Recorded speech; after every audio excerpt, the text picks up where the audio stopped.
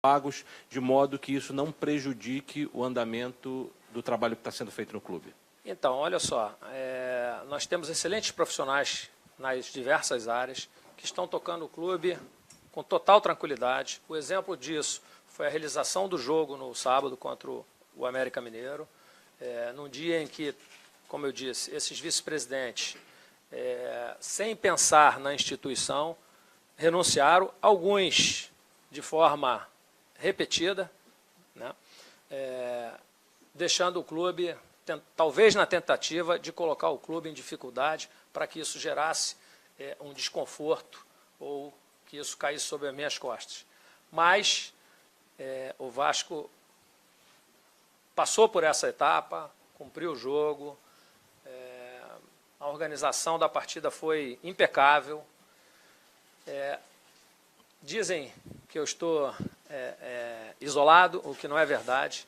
Passei a receber apoio das mais diversas áreas e te diria que hoje, com certeza, eu estou muito mais forte do que estava antes. Tenho recebido apoio de diversos beneméritos, de diversas correntes, diversos grupos, até mesmo de oposição, no sentido da manutenção da minha gestão, entendendo que o Vasco tem que estar em primeiro lugar, que se tem que pensar no Vasco e que o trabalho que está sendo feito é o trabalho que precisa ser feito. Recompor a diretoria, talvez eu tenha alguma dificuldade, porque o número de pessoas disponíveis para eu escolher para ocupar essas funções é maior do que o número de vice-presidentes que estão vagas nesse momento. Então, a ideia é que a gente escolha para cada vice-presidência os profissionais, os vascaínos mais qualificados, para que a gente tenha uma diretoria ainda mais qualificada, que entenda o Vasco como deve ser, que toque o Vasco com profissionalismo, enfim, que coloque o Vasco acima de tudo. Presidente, eu queria entender o motivo do rompimento do Identidade Vasco com o senhor. O senhor entendeu por quê? Talvez porque, quer dizer, como eu disse, tudo aquilo que tem sido feito está alinhado com o que nós tratamos durante o processo eleitoral.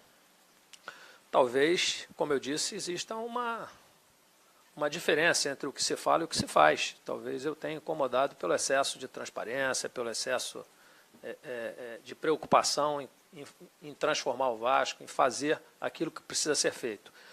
Essa questão da cobrança também é uma caixa preta que a gente pretende desvendar.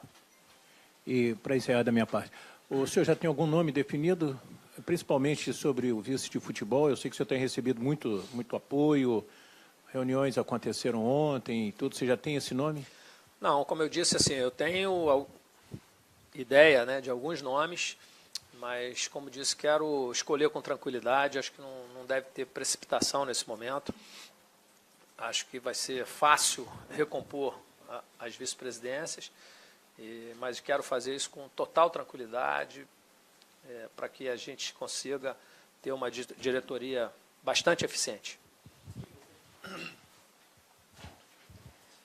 Bem, presidente. Primeiro eu queria que você só voltasse num assunto, esclarecesse melhor. A gente viu uma matéria do Globoesporte.com de ontem, com o ex-vice-presidente de patrimônio, o Luiz Gustavo, que ele falava dessa retirada de um valor, e pelo que você explicou agora, foi para colocar dinheiro em caixa. Só que ainda nas palavras dele, ele falava sobre a negociação do Douglas. Ficou meio nebuloso, que esse dinheiro voltou depois com a negociação do Douglas, se você pudesse esclarecer melhor. Isso aí é mais uma calúnia, né? Também disseram que eu troquei a minha lancha, comprei uma lancha de 44 pés, o que não é verdade. Então, como eu disse, eu já vinha insistindo há muito tempo para que houvesse uma prestação de conta dos borderôs, dos documentos. Toda vez que se precisava pegar essas receitas, tinha que o Orlando da Finanças ficar ligando, ou eu, porque os funcionários ligavam, pedia para ele fazer a entrada desses recursos na tesouraria, e elas sempre demoravam muito.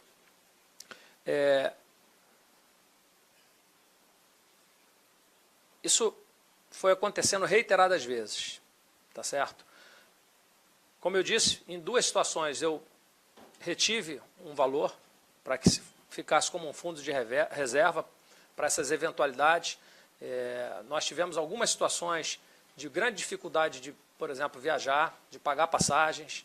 O basquete, num determinado momento, esteve quase que impedido de viajar, porque a empresa que faz essa operação, nós temos um débito grande com eles, e eles estavam com alguns protestos, e aí não tinham como realizar essa operação, a não ser que fosse pagando. Eles não conseguiam realizar o bloqueio dos apartamentos.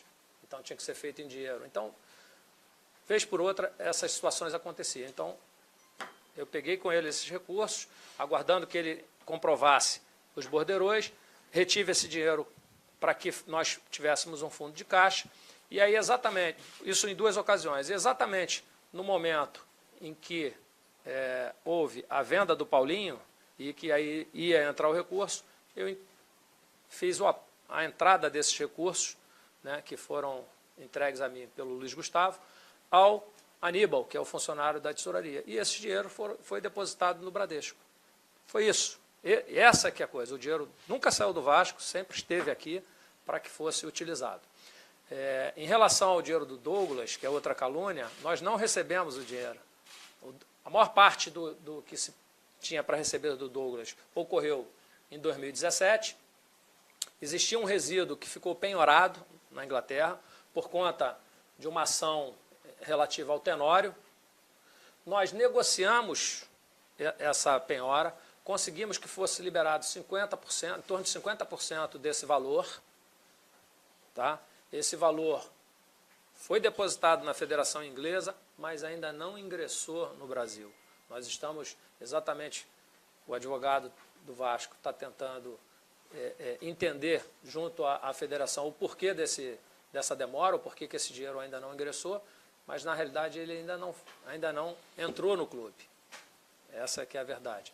Ou seja, começam a arrumar um monte de coisas para denegrir, né? Não existe absolutamente nada. Agora, uma outra pergunta em relação ao momento político. Você falou que você está tendo muito mais apoio do que antes e muitas vezes até de grupos que eram oposição.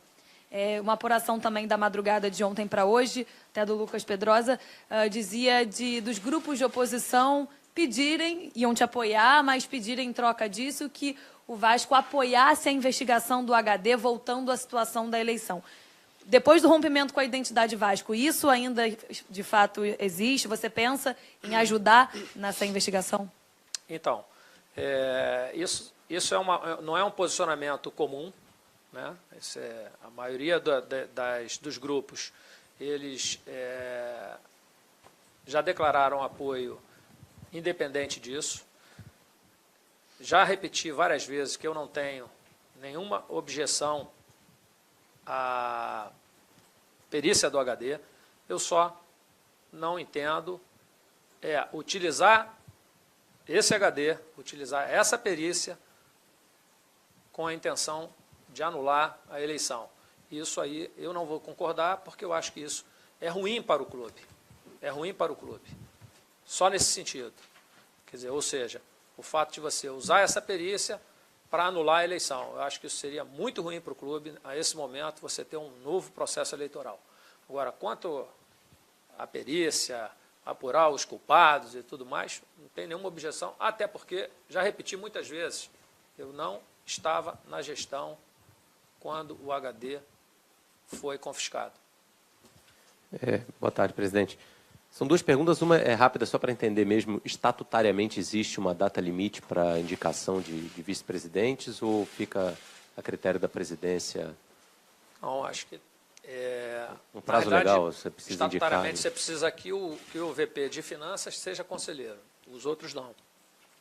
É óbvio que o ideal é que você recomponha isso rapidamente, mas não tem uma obrigatoriedade de ser de forma tão rápida. E outra, que isso aconteceu no sábado, hoje é terça-feira. A ideia é que de hoje para amanhã, no mais tardar quinta-feira, nós já tenhamos aí a maioria dessas vice-presidências recompostas.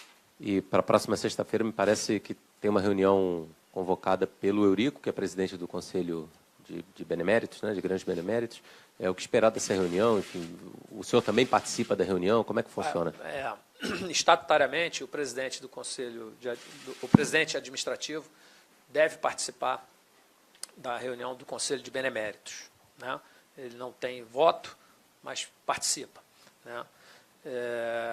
Nesse caso, essa convocação ela é feita diretamente para mim, para que eu vá lá prestar esclarecimentos a respeito do balanço. Eu não vejo problema nenhum em prestar esses esclarecimentos. Se existe alguma dúvida, eu estou pronto para esclarecer. Presidente, boa tarde. O senhor tem algum temor de que haja um impeachment? Tem se falado muito sobre isso nos últimos dias. Embora eu tenha ouvido ontem de alguns que não existia essa intenção, também existe uma discordância entre a fala e a prática, né? O que a gente percebe é que existe um claro movimento nesse sentido, né? Inclusive essas denúncias, a gente entende que elas são preparatórias para esse processo, que, a meu ver, lesa o Vasco. Mas o senhor tem medo de que possa surgir mais coisas? Eu não tenho medo nenhum, porque tudo que eu tenho feito é dar transparência ao Vasco, né? Eu acho que, em momento algum, né, nesses últimos anos, ninguém aqui assistiu algo parecido como que está sendo feito, né? Nós estamos indo dentro de tudo aquilo que o vascaíno queria que fosse feito. Um balanço como esse, que tem sido motivo de elogios dos mais diversos segmentos, né? Mexer no processo de realização do jogo, que é a chamada operação de jogo, que a gente sabe que é onde rola a questão de ingresso, a parte financeira e tudo mais. Setor de cobrança. Então, tudo está sendo feito, né? Nós vamos fazer uma auditoria, nós estamos mexendo lá. E, assim, o que eu tenho dito é o seguinte: nós precisamos abrir uma batalha de cada vez. Não dá para abrir todas as batalhas ao mesmo tempo. Então, de forma paulatina, nós vamos cumprir tudo aquilo que a gente prometeu. A outra coisa que nós fizemos foi o programa de sócio-torcedor, trazendo todos os benefícios, tudo aquilo que o torcedor esperava que fosse feito, nós fizemos. E não paramos por aí. Continuamos trabalhando para aprimorar ainda mais o programa de sócio. Então, eu não vejo por que ter receio, né? Eu acho que quem tem receio disso não traz grandes empresas, não traz auditoria, não traz transparência. Se eu tivesse receio de alguma coisa, tivesse alguma coisa que não estivesse sendo feito dentro do que é o correto, eu não faria tudo isso. Presidente, para encerrar.